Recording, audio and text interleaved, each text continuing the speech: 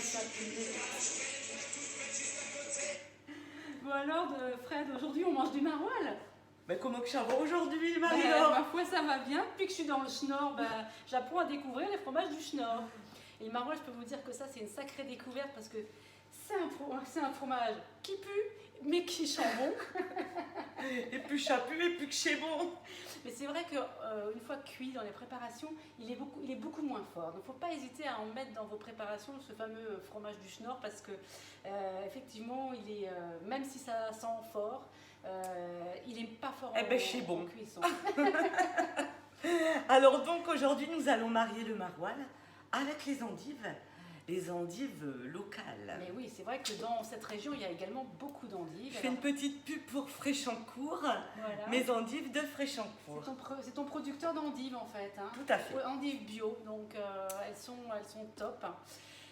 Donc aujourd'hui, on va faire des tatins endives maroilles. C'est une recette 5 minutes, vraiment la recette ultra rapide pour un dîner le soir. C'est vraiment Parfait, même pas presque parfait. Parfait. Parfait, exactement. Alors, on va le faire dans les empreintes grand rond. Alors c'est vrai qu'à chaque fois qu'on vous présente un moule, je ne sais pas si vous voyez, mais il est posé sur une plaque aluminium. Parce que comme le moule est souple, vous voyez, si on le remplit, on va être embêté. Ah oui, pour aller jusqu'au four, tu n'iras pas jusqu'au four. Exactement. Donc du coup, on a une plaque aluminium sur laquelle on pose notre moule. Ce qui est important, c'est que la plaque aluminium, elle soit ajourée. D'accord? Pour que l'air puisse passer à travers, c'est ce qui va faire que la cuisson va être aussi homogène. Alors Fred, dans cette recette, on commence, je crois, par mettre le maroilles au fond de nos 6 grands ronds. Alors vous prenez 370 g de maroilles, c'est-à-dire un demi. Ouais, alors je pense que là, on va essayer de l'étaler un petit peu. Chachambon. Donc pendant que tu mets le maroilles, moi je te suis avec 100 g de lardon. Voilà. Hop, on met un petit peu dans chaque moule. Voilà, on va répartir au mieux. Là, voilà. Un petit bout ici. Le soir, c'est très bon. On va même manger ça avec des endives. On va en rajouter un petit peu ici. Parce que c'est très bon le maroilles. Dis donc, t'es gourmande, toi, t'en mets beaucoup, hein. Bah écoute, 370 g, Marie-Laure. Voilà, bon, je crois qu'il y avait un petit peu plus. Vas-y. Allez, hop. Ça va être bon, hein. Tout à fait, Marie-Laure. Dis donc, depuis que tu es arrivée... T'as vu, je prends l'accent. Si tu prends mon accent, ça va pas être beau. Alors, écoutez, chacun sa région, chacun son accent. Exactement. Une chose est sûre, je le dis pendant qu'elle n'est pas là, c'est qu'on est très bien accueillis dans le Nord. C'est pas une légende, c'est véridique. Et oui, c'est bienvenue chez les ch'tis. Voilà. Voilà, alors j'ai réparti donc, sur le maroilles les lardons. On a coupé en rondelles donc 500 g d'endives. Voilà, et que l'on va répartir dans les empreintes. Voilà. Alors qu'est-ce qu'on peut faire, Marie-Laure, dans ce moule?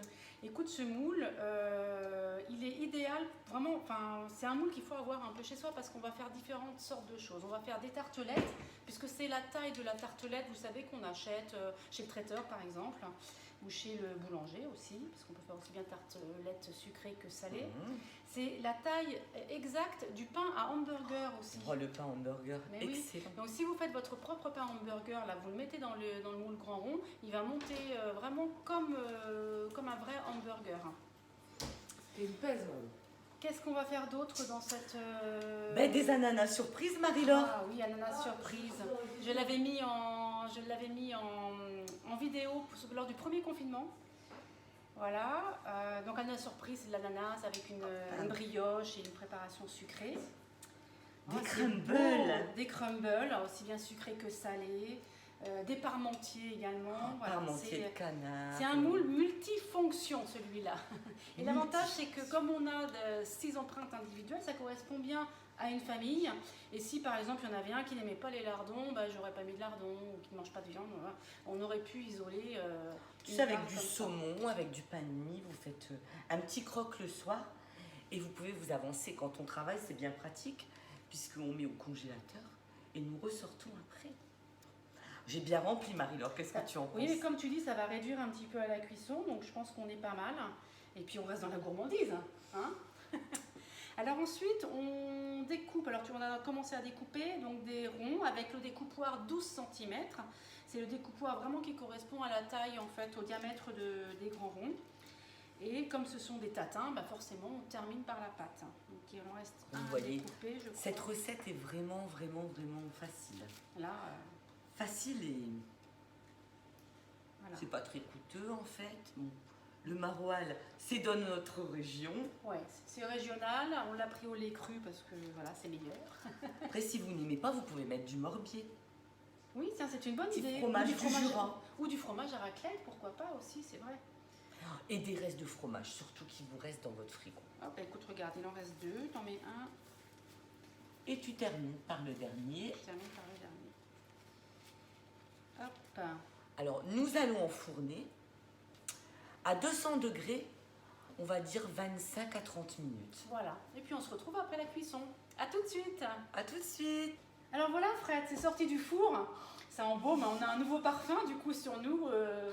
Le maroilles de Schnorr. Maroilles de Schnorr, c'est sympa comme parfum aussi. Ça te pourquoi va, pas. Marie-Laure, le maroilles de Schnorr? Alors on rigole bien sûr, heureusement ce n'est pas un parfum que l'on porte, c'est une douce odeur qui nous arrive aux narines grâce à ces jolis tatins.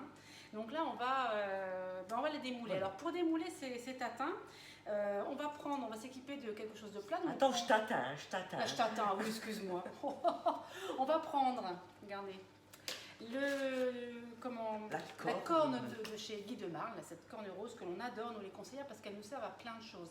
Et entre autres, pour démouler, regardez notre tatin, je vais la poser comme ça. Hop.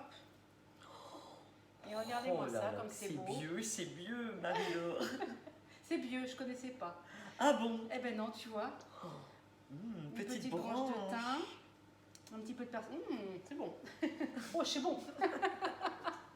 Regardez-moi ça, comme c'est beau. Je peux vous Je dire vais que- t'apprendre à parler piquant, Ah ben, Marie-Laure. j'espère bien. C'est rigolo parce que moi je m'appelle Le Brun et ici, pour dire que c'est le bazar, ils disent « Oh, c'est le brun !» Alors au départ je comprenais pas. Pour la petite anecdote, c'est vrai. Hein. Alors voilà, regardez, notre jolie tatin, elle est belle comme tout. Bah écoute, on va passer à table, hein, ça me donne faim, moi, Oh tout ça. oui, moi aussi, Marie-Laure. Bon, allez, à la vôtre. Bon appétit. Comment on dit au revoir en picard? Adé. Adé. Adé.